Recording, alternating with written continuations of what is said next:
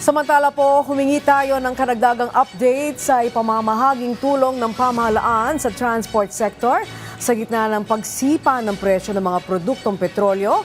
Ihatid sa atin niya ni Clazel Pardilla live.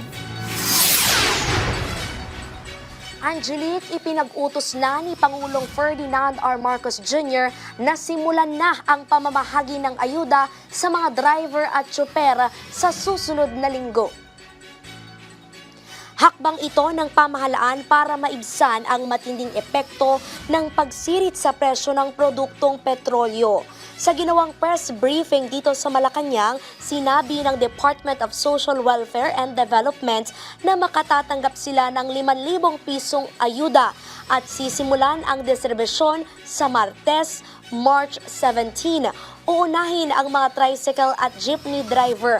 May listahan na kasi ang mga lokal na pamahalaan. Kabilang din sa mga makatatanggap ng ayuda ang mga tsoper ng bus, Transport Network Vehicle Service at iba pang pampublikong sasakyan.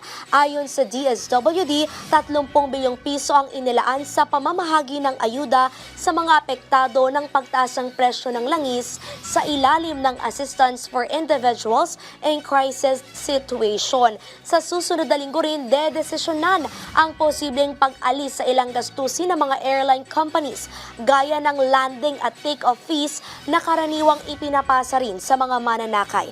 Nakipag-ugnayan na rin ang DOTR sa mga tollways operator para bigyan ng diskwento ang mga Class 3 vehicles o yung mga truck na nagbabiyahe ng mga produktong agrikultura. Yan na muna ang pinakahuling balita mula dito sa Malacanang. Balik dyan sa studio. Alright, maraming salamat, Clazel Pardilla.